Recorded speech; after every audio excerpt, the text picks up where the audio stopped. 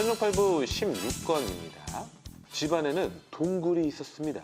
놀랄 새도 없이 강력한 힘이 허죽을 동굴 안으로 빨아들이고 있었고, 무공이 10인역인 허죽은 항거하지 못하고 그대로 끌려 들어갔습니다. 이윽고 허죽의 몸은 어느 방 안에서 멈추게 되었는데, 공중을 올려다보니 신선 같은 노인이 허공에 떠있지 뭡니까. 자세히 보니 공중에 쳐놓은 줄 위에 앉아있는 모양이었습니다. 그 노인은 잔뜩 긴장한 허죽에게 30년 만에 진농을 깨트린 것이라며 축하한다 했습니다. 그러더니 가까이 다가와서는 허죽의 얼굴을 확인했고, 대뜸 실망스럽다며 허죽의 못난 외모를 아쉬워했습니다. 이때 허죽은 물론 이 노인은 굉장히 미남이라 할 수 있지만 사람을 보자마자 이렇게 외모를 지적하실까 하며 영문을 몰랐습니다. 노인은 그래도 허죽이 진농을 깨뜨릴 정도로 총명하니 다행이라 했습니다. 하지만 허죽은 사실 아무 곳에나 바둑알을 내려놓는 바람에 진농을 깨뜨린 것이라고 고백해버렸고, 그럼 외모도 못났고 머리도 그닥 좋지 않다는 것인데 오히려 노인은 하늘의 뜻이로구나 하면서 크게 웃는 거였습니다. 그러더니 허죽에게 9번의 절을 올리라고 했습니다. 허죽은 무림의 대선배에게 절을 올리는 것은 당연한 거라 생각해서 즉시 절을 올렸고요. 그런데 절이 끝나자마자 허죽에게 내력을 쓰기 시작하지 뭡니까. 곧 손을 거두어 주어 풀려나긴 했지만 웬일인지 허죽은 기운이 하나도 없어서 털썩 주저앉고 말았습니다. 노인이 태연이 방금 너의 소림파 내공을 전부 제거했다 했습니다. 허죽에 제거된 이 10인역의 내공은 25년간 소림사에서 피나게 노력해서 쌓은 터였기에 너무나 황당했고 우라통마저 치밀어 왜 그랬냐고 따졌습니다. 다시 그 노인은 대수롭지 않게 네가 9번의 절을 해서 나를 삽으로 모시지 않았느냐라고 했고요. 난 불문의 제자인데 어찌 노선배를 삽으로 모실 수 있겠냐며 완고히 말해봐도 노인은 이제부터 너는 소요파의 제자라고 말할 뿐이었습니다. 실은 이 노인은 소요파의 장문인이며 이름은 무해자였습니다. 무해자는 다시 허죽에게 내력을 사용하기 시작했고, 이번에는 더 엄청난 힘을 사용하였기에 저항할 엄두가 안 날 지경이었습니다. 이때 허죽은 이대로 죽는가 보다 생각했지만 그 반대였습니다. 무해자는 자신이 평생 쌓은 공력 전부를 허죽에게 주입하고 있었죠. 원래 총변선생과 정춘추는 무해자의 제자였는데 정춘추가 반란을 일으켜 무해자를 기습하였고, 간신히 목숨을 건진 무해자는 새로운 제자를 얻어 복수를 이뤄낼 계획이었습니다. 하여 진농을 만들어 기다렸는데 그 기간이 30년이나 걸린 것이었고, 더는 기다릴 수가 없으니 못생겼더라도 허죽에게 자신의 모든 공력을 주입시키게 된 것이었습니다. 다네가 배운 북명신공은 소요파의 무공이었고, 당연히 소요파 장문인인 무해자도 북명신공으로 내공 흡수를 해왔습니다. 하여 무해자의 무공은 900인력이었습니다. 그런데 정춘추에게 기습을 당해 무공은 거의 상실됐고 내공만 남아있던 터라 직접 정춘추를 해칠 수가 없었던 것이었죠. 비록 내공만이지만 900인력이나 되었기에 100살의 노인임에도 젊음을 유지할 수 있었지만, 이렇게 허죽에게 모든 내공을 줘버리자 한순간에 폭삭 늙어버리고 말았습니다. 무해자는 허죽에게 소요파로서 딱 한 가지의 명령만 따라달라 했습니다. 바로 정춘추를 죽여달라는 것이었죠.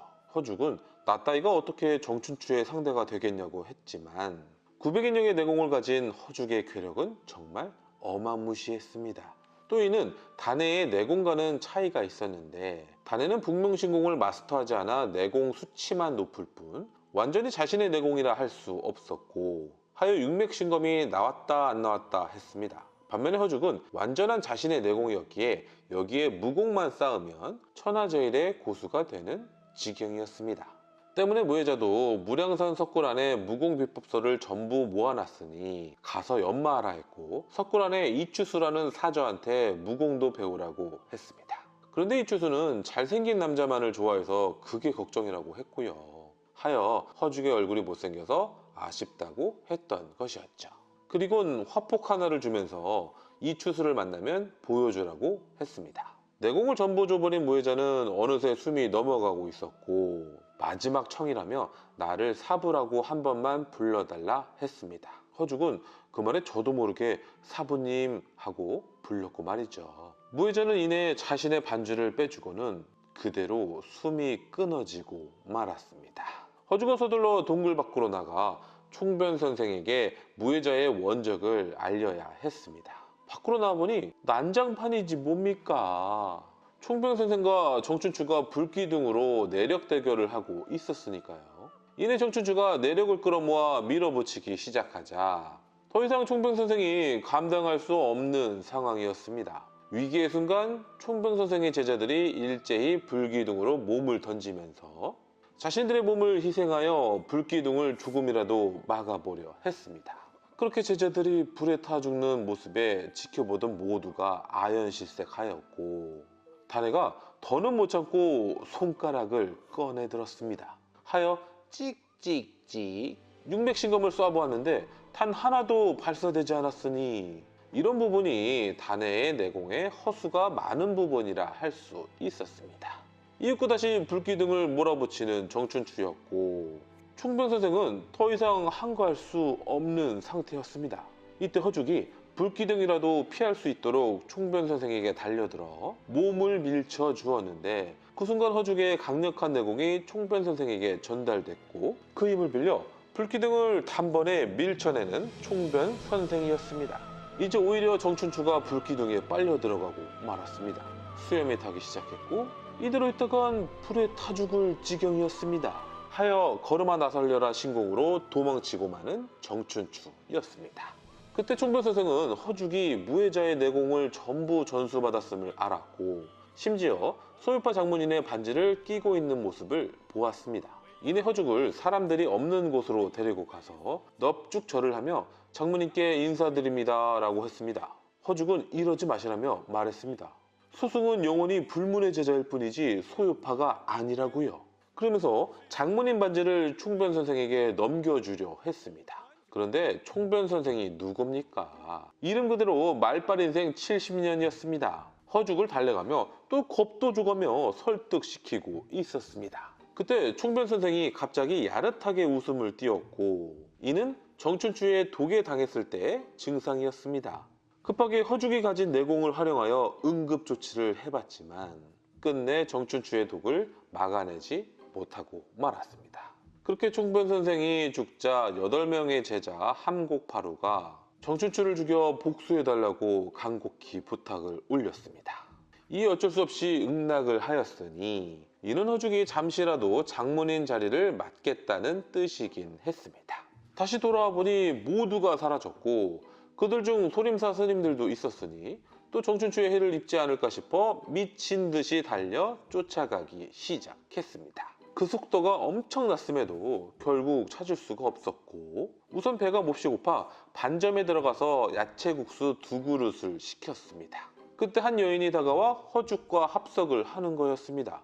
더군다나 그 여인은 바로 아자였습니다. 아자는 부상에서 전부 회복되자 몸이 근질근질해서 결국 못 참고 거란국에서 빠져나와 중원으로 놀러온 것이었습니다.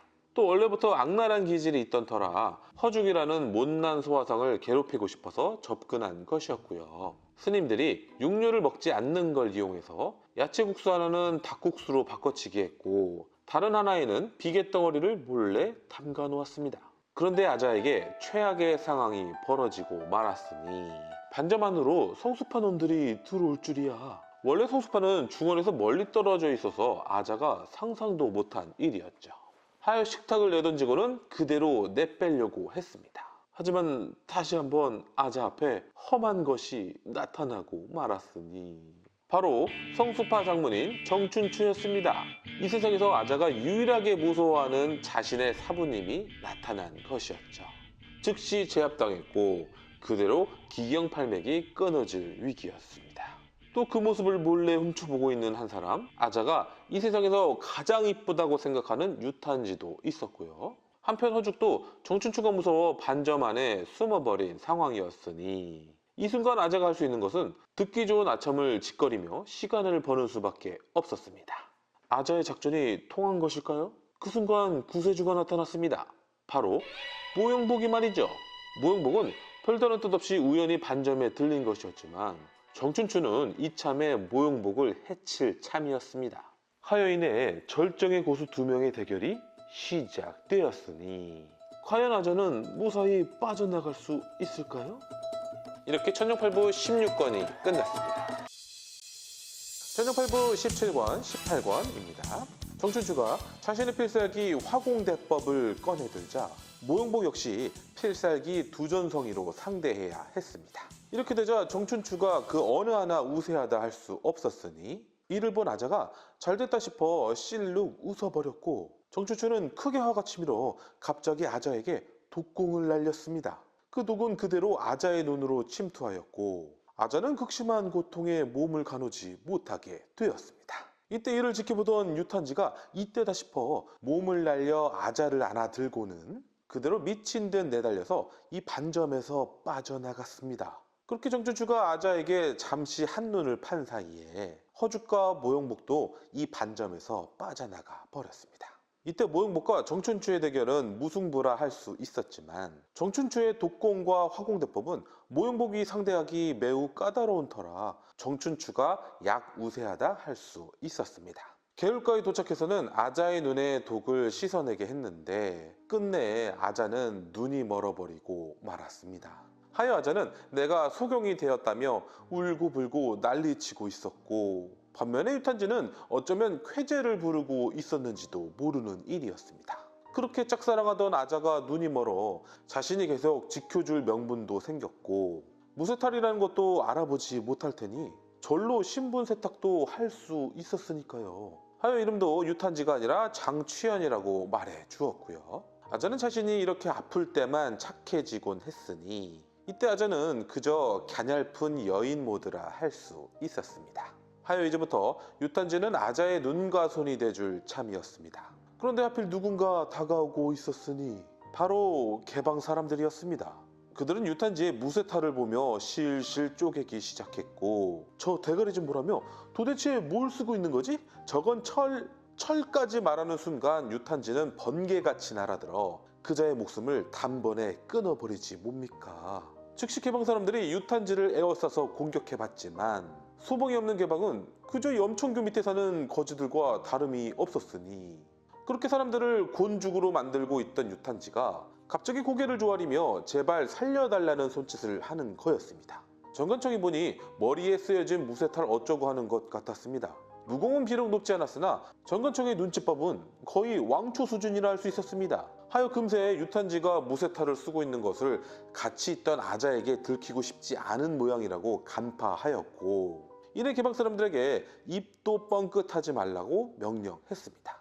그러자 유탄지가 미친 듯이 머리를 땅에 박으며 감사함을 전했고요. 정관청이 계산기를 두들겨 보니 재미있는 그림이 보이기 시작했습니다. 자신을 장취현이라고 소개하는 유탄지에게 예를 갖추며 접근해서는 아자와 나중에 결혼까지 하려면 결국에는 그 무쇠탈을 벗어야 할 테니 내 반드시 방법을 갈구해서 벗겨주겠다고 했습니다. 그러자 유탄지는 하늘을 두둥실 나는 기분이 돼버리고 말았습니다. 하여 정관청의 말 한마디면 칸이고 옷을 깨고 다 빼줄 작정이었습니다. 한편 모용복은 정춘추와 대결 이후 중원을 유랑하고 있었습니다.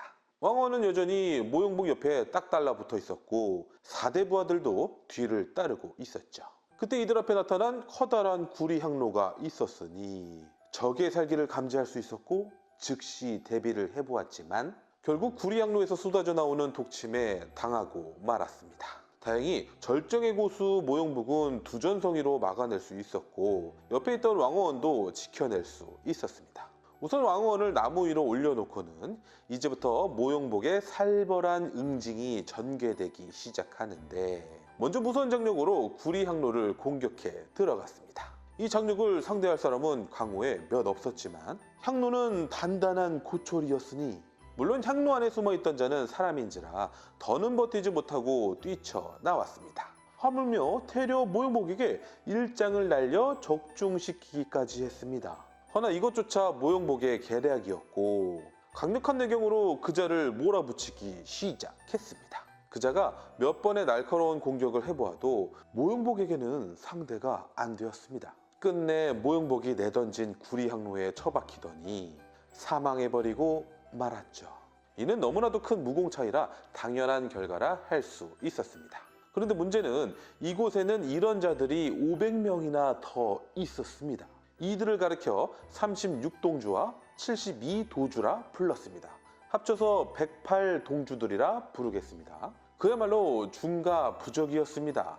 즉시 왕언이 사로잡혔고 이들에게는 이곳에서의 모임이 절대로 누설되면 안 되었기에 모형복들 전부를 반드시 죽여야 한다 생각했습니다. 알량한 자존심을 부리던 모형복도 이대로라면 생존 확률이 없었습니다. 더군다나 왕어인에게는 무시무시한 칼날이 덮쳐오고 있었으니 그때 찍 하는 소리와 함께 왕언에게 칼을 내려치는 자의 두 팔이 잘려나가고 말았습니다. 모형복은 이 검기가 무엇인지 알 수 있었습니다. 바로 육맥신검이라는 것을요. 동시에 한 남자가 능파미보를 써서 해성처럼 날아들고 있었습니다. 네, 그 남자는 바로 다네였습니다. 그대로 왕언을 구출해서는 질주하기 시작했습니다. 왕언도 다네에게 진심으로 감사함을 표했습니다. 물론 여전히 그냥 남자 사람일 뿐이었지만요. 다네는 108개의 문파인들 공격 전부를 능파미보로 피하며 내달리기 시작했고 모형복도 이제는 오로지 전투에만 집중할 수 있게 되었습니다. 하여 108동주들과 모형복의 500대 1의 사투가 전개되었으니 이는 소봉의 취현장 100대 1 전투보다 더 불리한 전투라 할 수 있었습니다. 어느새 다네와 왕언은 안전한 곳까지 도망쳐 나올 수 있었습니다. 원래 다네는 왕언을 너무나도 사모하고 있던 터라 바둑대회 때부터 몰래 숨어서 쫓아다니고 있었고 위기의 순간에 이렇게 구해준 것이었습니다. 어찌 보면 유탄지와 아자 관계와 거의 비슷한 모습이라 할 수 있었습니다. 그러나 왕언에게는 오로지 모형복밖에 없었으니 어서 오라버니를 구해야 한다며 돌아가자는 왕언이었습니다. 하여 다네와 왕언은 다시 돌아가게 되었고 모형복은 쉴 새 없이 몰아치는 군웅들을 나름 잘 상대하고 있었습니다. 허나 모형복은 알고 있었습니다. 곧 자신이 무너지게 된다는 것을요. 그런데 이들의 대장격인 오노데라는 자가 이참에 잘하면 모형복이라는 걸출한 영웅이 우리 108동주의 편이 될 수 있겠다 싶어 싸움을 멈춰보려며 얘기를 시작했습니다. 얘기인즉 표면봉이라는 곳에 지존구 문파인 영치궁이 있고 그 영치궁 장문인인 할망구가 하나 있는데 그녀의 무공은 헤아릴 수 없을 정도로 강력하여 우리 108동주들은 영치궁에 귀속될 수밖에 없었다고 했습니다. 문제는 그 할망구가 108동주들에게 암기를 하나씩 심어놨는데 이름은 생사부라했으며 그 통증이 이루 말할 수 없이 고통스러웠고 매년 엄청난 재물과 충성을 바쳐야 했으며 조금이라도 거스르게 되면 생사부의 해독약을 내려주지 않았다고 했습니다. 그렇게 되면 차라리 자살을 하는 게 나을 정도라 했고 말이죠. 그런데 이번에 영치궁에 가보니 그 할망구가 병이 났다는 소리를 듣게 되었고 나 오노데가 108동주들의 원한을 조금이나 풀고자 영치궁에서 사람 한 명을 목숨 걸고 납치해 왔다고 말했습니다. 이내 납치해온 사람을 앞으로 데려오라고 하자 포대를 지고 온 사람이 나와서는 그 포대를 풀었습니다. 과연 포대 안에는 어떤 악마 같은 사람이 들어있었을까요? 그냥 상꼬마였습니다. 오노데가 목숨 걸고 납치한 사람은 고작 10살도 채 안 된 어린 여자였으니 그럼에도 군중들은 폭주하면서 당장 그 여자아이를 쳐 죽이자고 소리쳤고 즉시 여자아이에게 무서운 칼날을 내려치고 있었습니다. 죄가 있다면 할망구한테나 있지 어찌 이 어린 여자아이에게 있겠습니까? 하여 다네가 이를 막고자 급히 육맥신검을 발사해 봤습니다. 원래는 찍찍찍 소리와 함께 검기가 발현돼야 했지만 우리의 허당탄에는 이번에도 허탕을 치고 말았으니 그 순간 번개 같은 속도로 누군가가 날아들어왔고 그 어린아이를 다시 포대 안에 넣고는 들쳐업었습니다. 그리고는 미친 듯이 속도를 내기 시작했죠.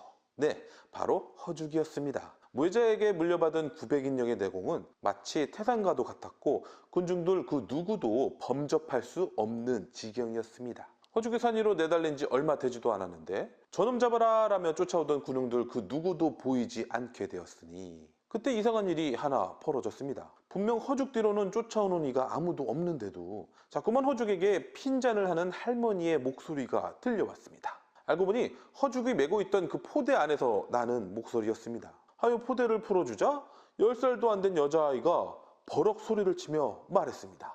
내가 바로 108동주들의 주인인 천산동무라고 말이죠. 잠깐 설명을 하자면 천산동무는 거의 100살의 할머니가 맞습니다. 다만 어렸을 때 주화인마를 입어 키와 몸은 10살 꼬마인 상태로 얼굴만 나이를 먹는 후유증이 생겼습니다. 또 천상동무는 팔왕육합 유화독전이라는 무공으로 반노환동할 수 있었는데 다만 30년 주기마다 얼굴과 무공이 산꼬마대로 잠시 돌아가야 했습니다. 마침 산꼬마가 됐을 때 납치를 당해 이 지경이 된 것이었죠. 그때 허죽이 소유파 장문인 반지를 끼고 있는 모습을 보자 이 반지는 어디서 훔친 거냐며 무섭게 덤벼들었고 허죽이 무예자가 내공과 이 장문인 반지를 넘겨줬다고 대답하자 애절하게 울기도 했고 또 미친 듯이 화도 내는 거였습니다. 실은 소유파에는 첫째 천성동무, 둘째 무예자, 셋째 이추수 이렇게 3명의 제자가 있었고 동시에 3명은 삼각관계기도 했습니다. 하여 셋째 이추수가 먼저 천성동무를 주화인마에 빠지게 만들었고 그로써 천성동무는 꼬마 몸뚱아리에서 더 이상 성장하지 않게 된 것이었죠. 자연히 무예자는 꼬마보다는 이추수를 선택하게 되었습니다. 물론 나중에 천성동무가 이추수의 얼굴에 커다랗고 흉측한 상처를 내므로써 어느 정도 복수를 해준 셈이었지만 그로 인해 천성동무와 이추수는 아주 깊은 원한 관계가 형성되고 말았습니다. 천성동무는 무예자가 허죽에게 준 화폭을 꺼내 보여달라 했고 역시 받아서 펼쳐보니 이추수의 초상화가 그려져 있었습니다. 즉 무예자는 허죽에게 이 초상화를 가지고 가서 이추수에게 무공을 배우라고 했던 것이었죠. 천성동무가 더 화가 나서는 거친 욕설을 뱉어낼 때였습니다. 마침 108동주들이 허죽을 쫓아 이곳까지 당도한 것이었죠.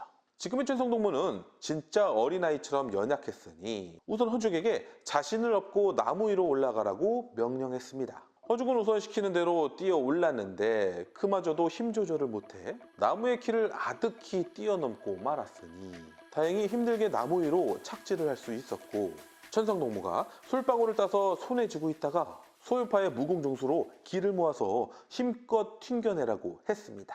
그러자 솔방울들이 사방으로 튕겨져 나갔는데 그 솔방울들이 그대로 모든 이들의 몸통이며 머리통이며 다 뚫어버렸으니 이런 장면을 보면 사조용전 황약사의 탄지신통을 뛰어넘는 파괴력이었으며 무예자의 900인용 내공이 무공과 결합하게 된다면 이리도 무서운 지경의 무공이 된다는 뜻이었습니다.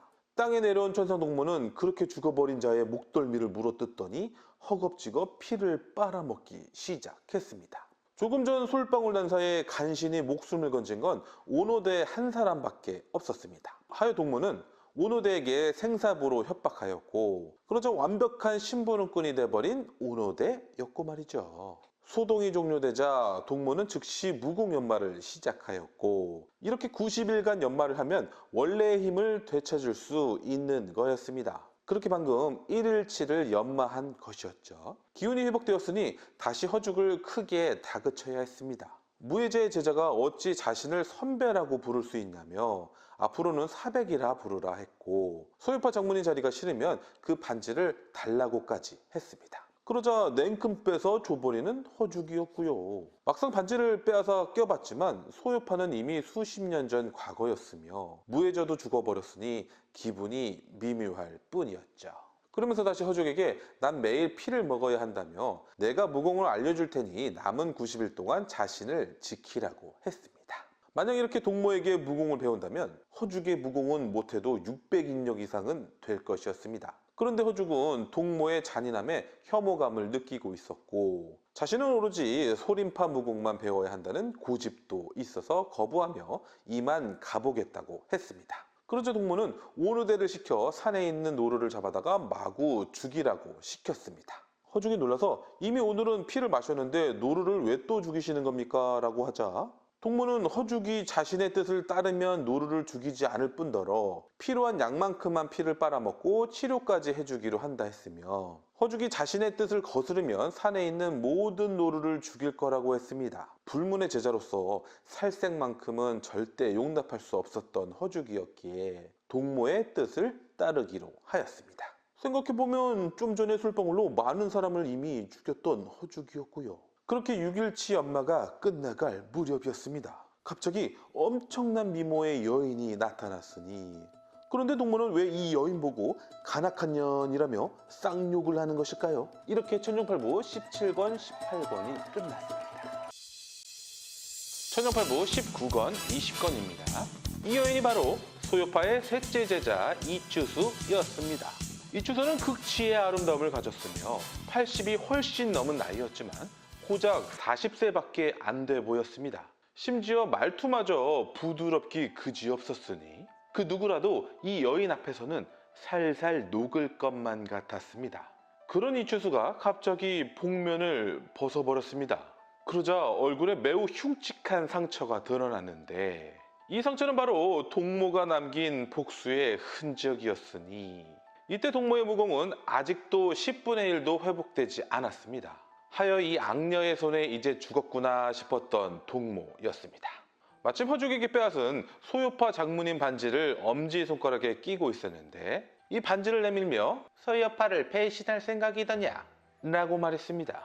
바람 소리만 났을 뿐 그 누구도 이추수의 행동을 보지 못했습니다. 그저 동모의 절단된 엄지손가락만 땅바닥에 나뒹굴고 있었죠. 그제야 이추수의 실체를 알아챈 허죽이 말리려 해봤지만 별다른 무공 없이 내공만 높았던 허죽은 이추수의 상대가 전혀 되지 않았습니다. 다시 이추수가 동모의 다리 하나를 확 뜯어버렸습니다. 동모는 괴로워했고 상처에서는 피가 샘물처럼 쏟아져 나왔습니다. 동모가 말했습니다. 이 허죽은 무해자의 제자니 이 녀석만큼은 살려 죽어라 라고 말이죠. 씨알도 안 먹혔습니다. 허죽은 잽싸게 동모를 업었습니다. 그리고는 내달리기 시작했는데 하필이면 더 이상 길은 없고 천길 낭떠러지만 있었으니 결국 끝도 안 보이는 계곡 아래로 떨어지고 말았습니다.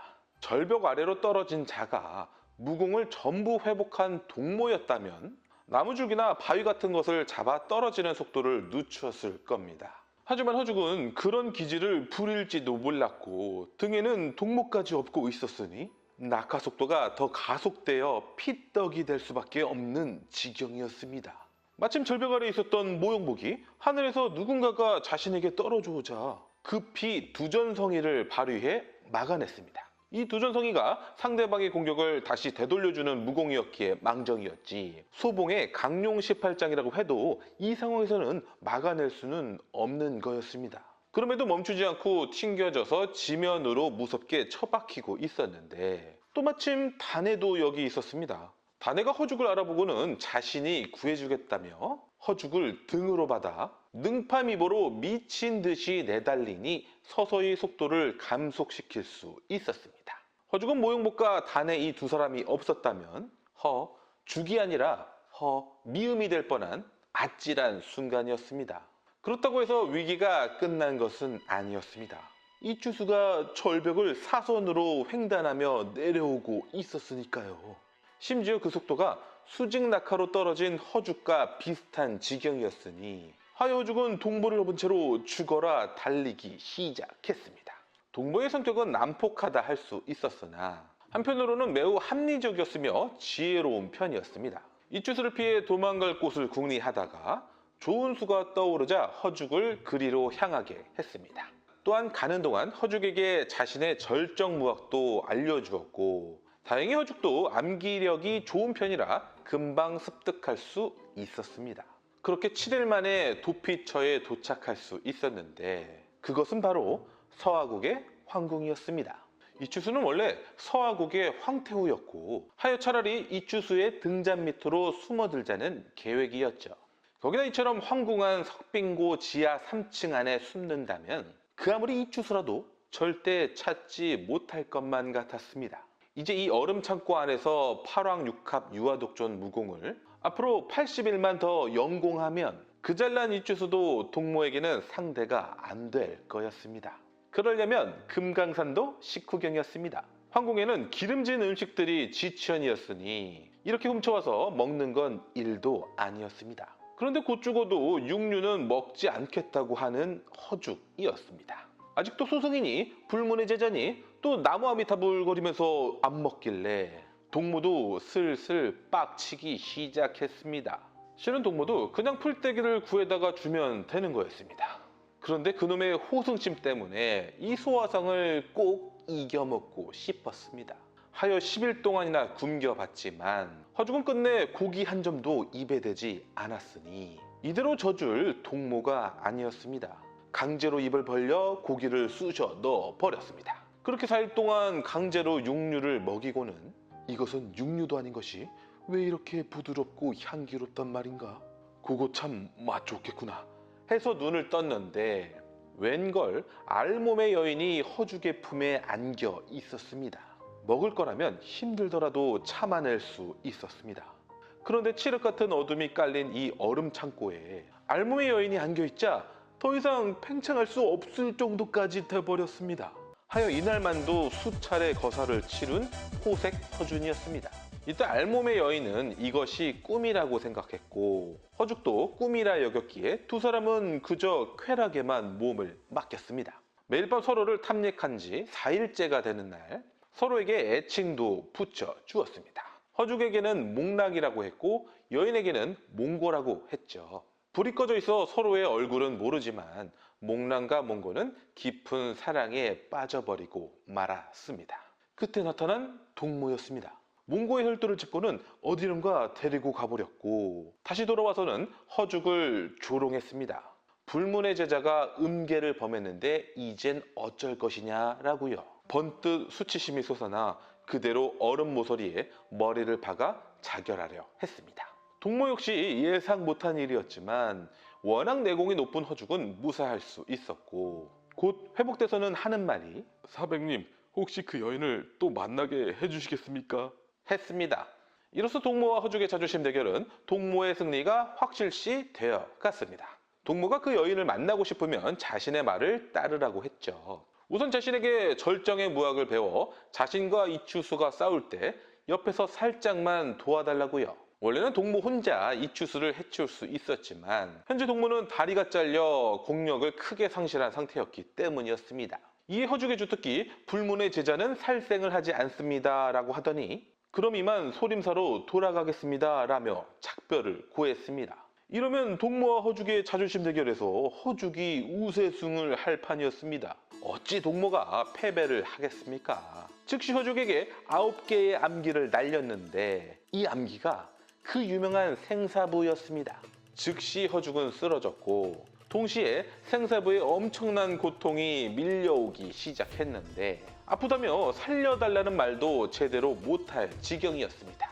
하여 동무는 생사부를 해독하는 무공을 알려주겠다고 했고 이를 어찌 허죽이 마다할 리가 있겠습니까? 정말 착실히도 무공을 배워 생사부를 하나씩 제거해 나갔습니다. 그런데 실은 허죽이 배운 무공은 생사부도 제거할 수 있었지만 동무만의 절정의 무학인 천산절매수와 천산육양장이었으니 하루가 다르게 허죽의 무공은 상승되기 시작했고 어느덧 600인력이 되고 말았습니다.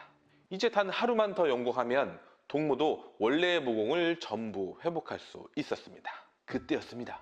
엄청난 내공이 담긴 목소리가 들려왔습니다. 이것은 이추수가 황궁에 도착해서 동무를 찾는 소리였습니다. 이추수가 이 넓은 대륙에서 끝내 동무를 찾아냈다는 것은 김룡소설에서 가장 높은 공력을 가졌다는 증거였습니다. 단 한 사람만 빼고 말이죠.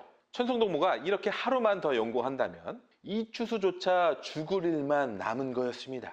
또한 황궁은 지극히 넓어 정확히 어디 숨어 있는지 알 수 없었기에 이대로라면 동무의 승리가 확실하다 할 수 있었습니다. 하여 오히려 초조해진 것은 이추수였는데 이추수가 무해자와 나눴던 음란한 말들을 다시 내공으로 퍼뜨리자 그걸 못 참고 크게 욕짓거리를 쏟아내고 마는 동무였습니다. 결국 얼음 창고 안에 있는 것을 들키고 말았습니다. 그대로 문을 부시고 들어오고 있었고 동무도 완벽히 연구하지는 못했어도 9월 정도는 회복한 터라 수십 년간 무해자를 두고 쌓아온 원한들이 폭발할 순간이었습니다. 도대체 무해자가 얼마나 잘생겼길래 이 두 여인들의 한이 사그라들지 않는 것일까요? 제가 할 소리는 아니지만 역시 남자는 잘생기고 봐야 했습니다. 정말 미친 듯이 싸워댔습니다. 얼음창고 안에는 펑펑펑 서로의 장이 부딪히는 소리만 들려왔을 뿐 천하제일의 두 고수가 어떤 공격을 어떻게 하고 있는지 도무지 알아볼 수 없는 지경이었습니다. 이때 이추수는 900인력이었으며 동모는 850인력이었습니다. 만약 하루가 더 지났다면 동모는 1000인력이 되었을 것이었죠. 차이를 알고 시작한 싸움이지만 동모는 이렇게 생각했습니다. 그래도 허죽이 도와주겠지라고요. 개뿔, 허죽은 그냥 구경만 하고 있었습니다. 200초가 지나자 동모는 슬슬 깨닫고 있었습니다. 자신에게는 승산이 없다는 것을요. 하여 동무는 일부러 이추수의 장에 가슴팍을 얻어맞고는 그대로 죽은 채를 했습니다. 이추수도 죽은 채를 하는 것이라 의심하고 있었고요. 하여 다가가 쓰러져 있는 동무에게 다시 한번 강한 일장을 날렸습니다. 이 허죽이 이성을 잃고는 이추수에게 미친 듯 달려들었습니다. 어찌 이토록 잔인하냐며 동무의 유해를 해치는 일은 용납할 수 없다고 말이죠. 그런데 웬걸 허죽이 생각보다 잘 싸우는 거였습니다. 물론 곧 허죽의 혈도를 짚어 제압을 했지만 여간 놀라지 않을 수 없긴 했습니다. 그렇게 잠시 정신을 판 사이에 벼락같이 몸을 일으켜 이추수를 공격해오는 동모였으니 분명 치명상이었습니다. 더군다나 이번 공격에는 생사부 암기도 같이 심어버렸습니다. 이렇게 동모의 승리로 끝나는 줄 알았지만 동모도 부상이 너무 심해 그대로 쓰러지고 말았습니다. 마침 허죽은 혈도를 짚인 채 동모와 이추수 사이에 있었고 말이죠. 그럼에도 이 두 사람은 젖먹던 힘까지 꺼내 서로를 죽이려고 공격했지만 이 순간 두 사람의 힘은 탯줄로 밥 먹던 수준밖에 안 되었으니 하여 허죽을 매개체로 하여 내력 공격을 쓰기 시작했습니다. 이 공격은 둘 중에 내력이 더 낮은 사람이 죽게 되는 공격이었는데 이때 마침 얼음창고에 불이 나 그로 인해 얼음이 녹아 물이 점점 불어나고 있었고 어느새 세 명 모두가 물속에 잠겨버리고 말았습니다. 또 불어난 물에 불이 금세 꺼졌는데 문제는 이 물들이 다시 얼어버리고 말았으니 하여 동모와 이추수가 발산한 내력 공격이 그대로 허죽의 몸 안에서 갇힌 채 얼음 덩어리가 돼버리고 말았습니다. 그때 허죽의 몸 안에서 신기한 일이 벌어지게 되었습니다.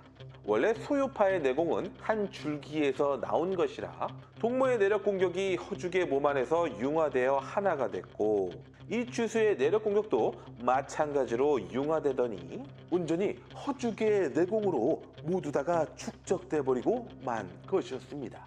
이렇게 천연팔부 19권 20권이 끝났습니다.